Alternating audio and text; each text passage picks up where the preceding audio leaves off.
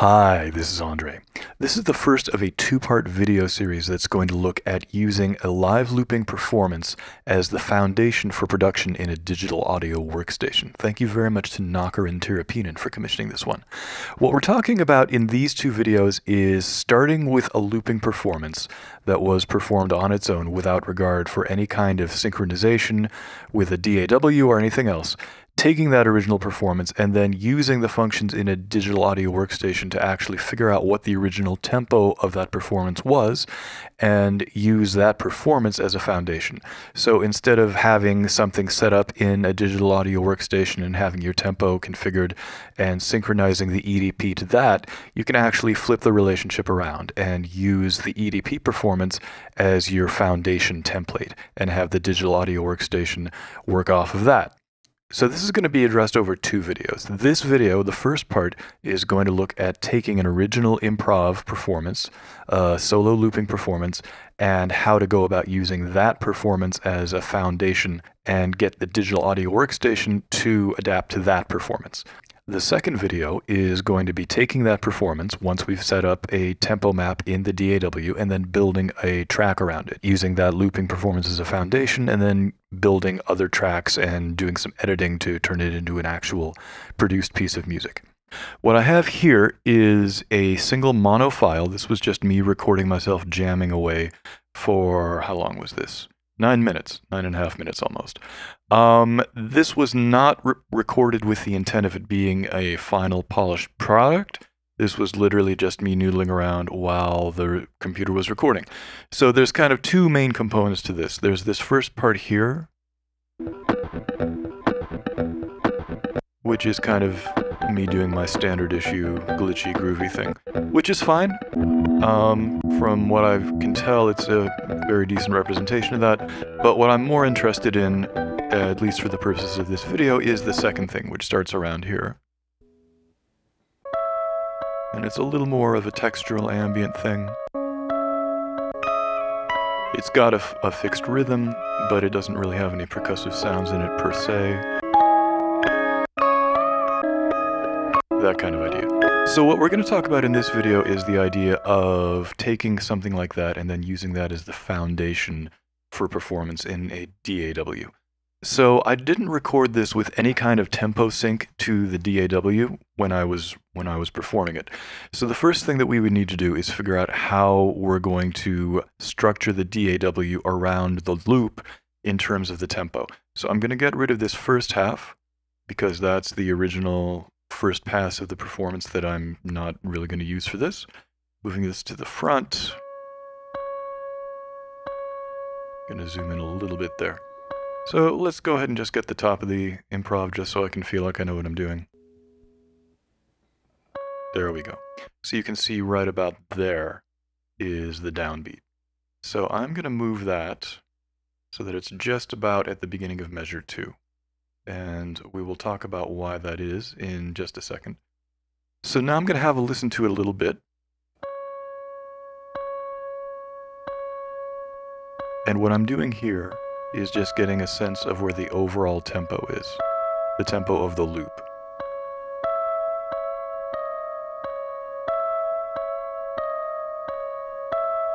Okay, that sounds reasonable. So what I'm going to do is count the number of measures that we have there, starting from here. Second measure, 2, 3, 4. Third measure, 3, 4. Fourth measure, 3, 4. Fifth measure, 2, 3, 4. Sixth measure, 3, 4. Seventh measure, 3, 4. Eighth measure, 2, 3, 4. Now I'm going to stop there. I'm going to zoom in. I'm going to use the scissors tool to lop that off. I'm going to copy this into another audio track. There's a few different ways you could go about doing this kind of thing. This is by no means the only way, and I'm not even sure it's the most professional or most efficient way of doing it, but it's kind of the way that I have gotten used to doing it. So what I'm going to do now is trim this so that we get a hopefully perfectly looping section. So this is the beginning point. Let's see if that's trimmed okay. Yeah, that's fine. Now I'm going to skip down to the end point. Let's see if that is trimmed okay. Pretty good. Extend it a little longer. So now I'm going to select this, and this is ostensibly going to loop. So I'm going to activate the loop function here in Logic, and we're going to hear how it loops. Okay, so it's a little lumpy, so I'm going to extend that point a little bit. Still a little soon. I'm going to say that that little part there is the downbeat of the next bar beginning, so let's try that. That sounds pretty good. I'm going to go back a couple more bars just so I can hear it carry on for a little while, just to make sure it's reasonably tightly edited.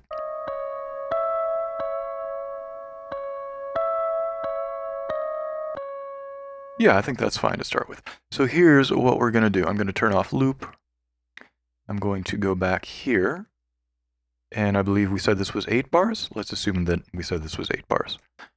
What I'm going to do now is a function that's available in a lot of DAWs, where you can basically set this region, this audio region, as a specific amount of time, and then you can tell the DAW to use that region length for setting up a new tempo. So the way this works in Logic is that you come up here, and let's say this is supposed to be 8 measures. So I'm going to select, first actually I'm going to move the tempo adjustment, so I can try and get it close to 8 measures. That's pretty close. Okay. And I'm using the measure indicator up here at the top of the screen. Could go a little better. Okay, that's pretty darn close. So now what we're going to do is select... Oh, I messed up. Okay, we want it to be 8 full measures. So 2, 3, 4, 5, 6, 7, 8, 9. Yes, I can do math. All right, there we are. So we've selected 8 measures at the top of the Logic ruler. Now we're selecting that region, and then we come up here. Tempo. Adjust tempo using region length and locators. That's what we want to do. So click that. Change tempo of project globally or create tempo change. We're going to use this as a global setting because for right now there's no reason to create a tempo change. So create. Oh, no, I'm sorry, globally. And now let's see how that sounds. I'm going to turn on the metronome, and I'm going to extend this region length out. There we go. And let's have a listen.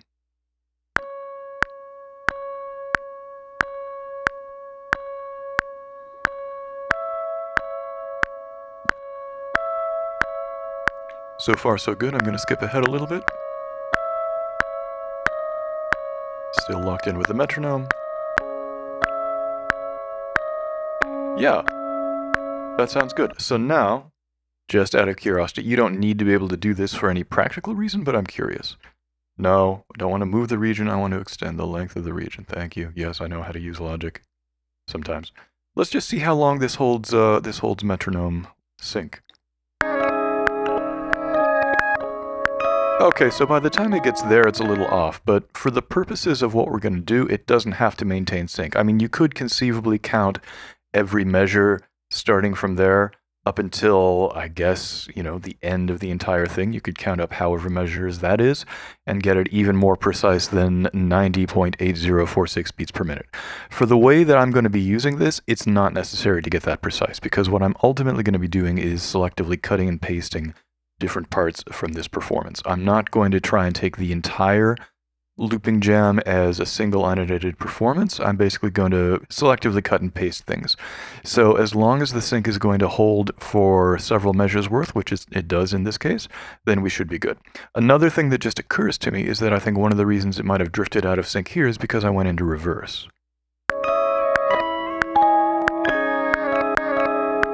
Yeah, so that's reverse. So let's get to before it goes into reverse. That's reverse. No. Yeah, so there's no reversed yet, and this is still in sync. It's about to go into reverse, I think. There we go. Yeah, and I generally don't have quantize turned on unless I'm doing something like the infamous quantized eighth replace technique. So if you hit reverse but it's not totally quantized, then there is a very, very high likelihood that the sync is going to drift a little bit. But that, again, that's not a big deal. That's something that's pretty easy to go in and selectively edit after the fact. So let's have a quick listen to what we have at the beginning of our now tempo synced performance. I'm going to turn off the metronome because we know that we have synchronized the DAW tempo to the tempo of the original performance. So now I'm just going to have a listen. I'm going to move this one measure over because for right now there's no need to have an empty measure at the beginning.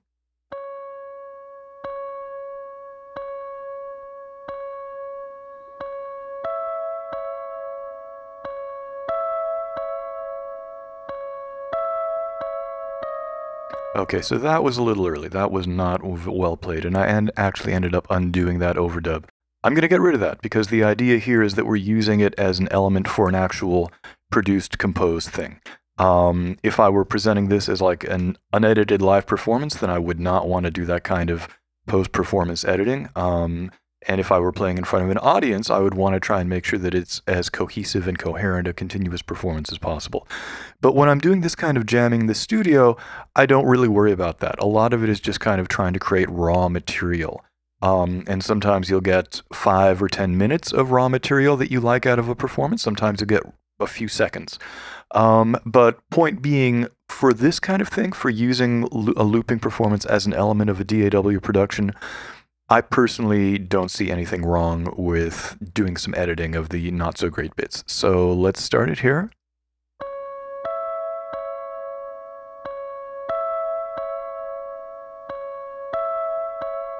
Okay, so measure 5 is where the overdub that's a little loosey-goosey timing-wise begins. So I'm creating an edit there, right at measure 5 on the waveform. I'm going to play through it again until we hear where I undid that sloppy overdub.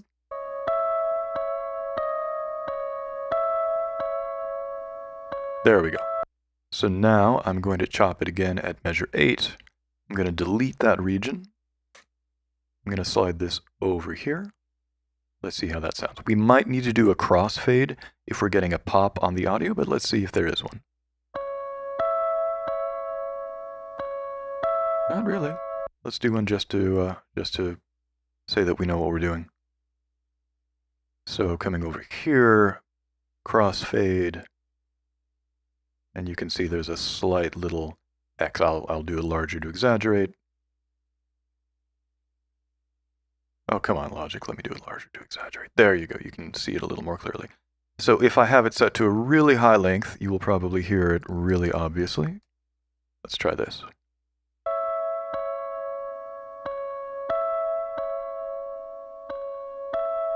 Okay, that's not so obvious. Nice to know you can do that. Basically, with digital audio, if you don't do crossfades between regions, sometimes you'll get a pop where the volume goes right from an audible level to 0. Sometimes you don't get those, but this is basically just safeguarding. It only takes a couple of seconds. So here we go now. We're going back to the performance with the sloppy overdub edited out.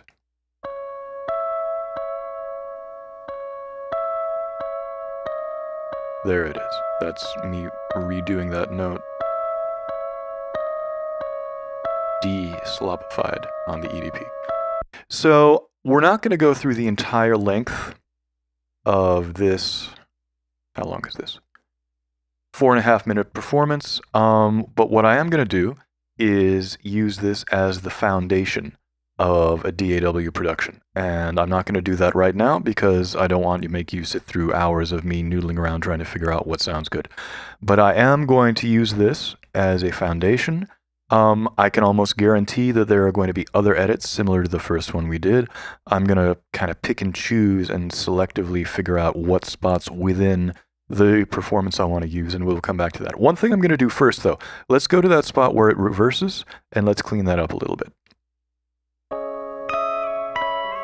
I think it's around here.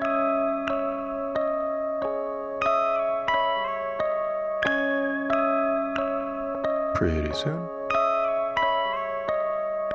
There we go. All right, so that happened right at bar 33. So, going to edit there.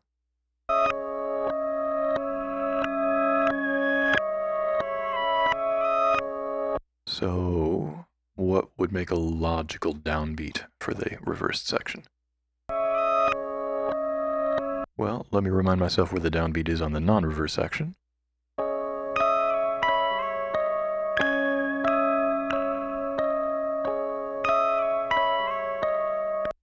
All right, let's bring this back over here.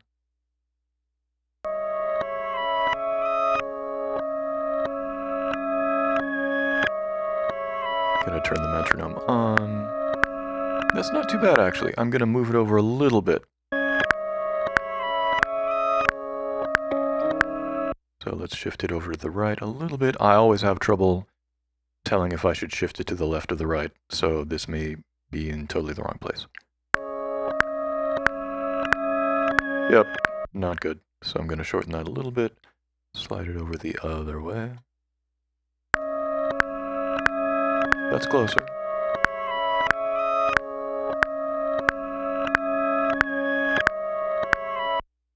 Move it a little later.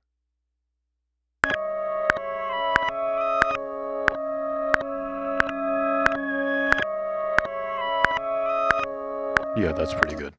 And a lot of the time when you reverse audio, the timing backwards may be a little weird compared to where it was forwards.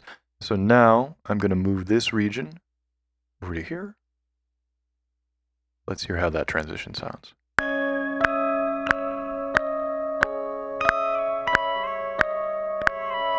Yeah, that's fine. Let's do a crossfade just so I can feel like I know what I'm doing. Fade out, type X. Fade out, time 50. Why not?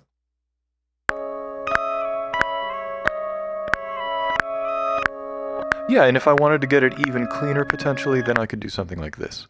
I could bring this region one measure earlier. I could bring this region one measure later. No, come on, don't move both the regions. There we go. And let's see how that sounds. Yeah.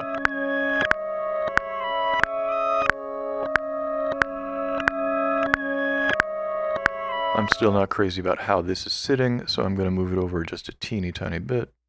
How it's sitting rhythmically, I should say. See how this sounds.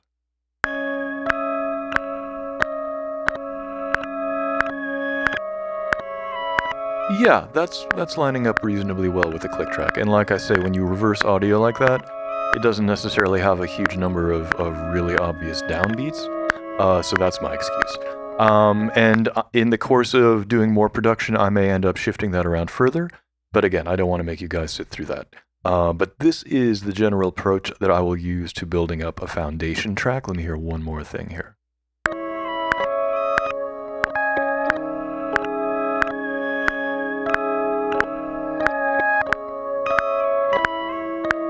Okay, so it goes back to being forwards. I'm just going to chop this right now, slide it over a little bit.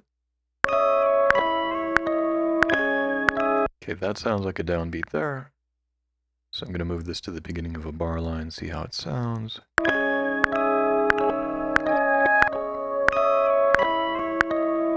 Yeah, it's a little late, so let's just slide it over to the left a tiny bit. Try that.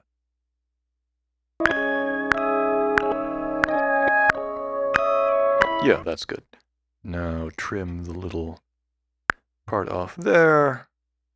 Get rid of that. And now